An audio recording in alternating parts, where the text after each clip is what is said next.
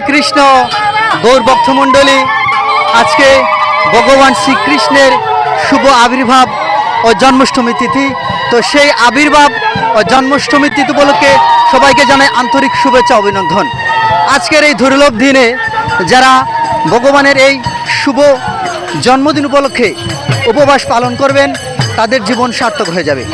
আজকে আমাদের মনুষ্য জীবনের এক সুদুর্লভ দিন। এই দিন বছরে একবারই আসে। আজকের এই দিন 5252 বছর পর ভগবান এই দিনে আবির্ভূত হয়েছিলেন। তো সবাইকে আমি একটা কথাই বলবো, এই দিন যাতে সবাই সুন্দরভাবে পালন করতে পারি এবং আমাদের জীবন সার্থক করতে পারি। এই দিনটা যদি কেউ পালন করেন তাহলে তার আর মনুষ্য জীবন হবে না, এবং এই মনুষ্য জীবনের যত ধরনের পাপ, সব পাপ আজকে দূরীভূত হবে এই দিন যদি কেউ উপবাস পালন করে।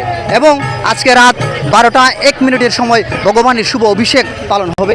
আর এই অভিষেক পালন যদি কেউ, এই অনুষ্ঠানে যদি কেউ উপস্থিত থাকেন এবং অভিষেক করেন ভগবানকে, তাহলে তার জীবনে সকল প্রকার পাপ দূর হবে। এবং হরিভক্তি বিলাসে বলা হয়েছে, এই দিন যদি কেউ পালন না করে, এই জন্মাষ্টমী তিথি যদি পালন না করে, তাহলে তার নরক গমন হবে। তাই আমরা যদি এই মনুষ্য জীবন সার্থক করতে চাই এবং আমাদের জীবনে সব পাপ মোচন করে দিতে চাই, তাহলে দিনটা পালন করবো। হরে কৃষ্ণ গৌর ভক্তমণ্ডলী, সবাইকে অনেক অনেক ধন্যবাদ এবং আন্তরিক শুভেচ্ছা অভিনন্দন।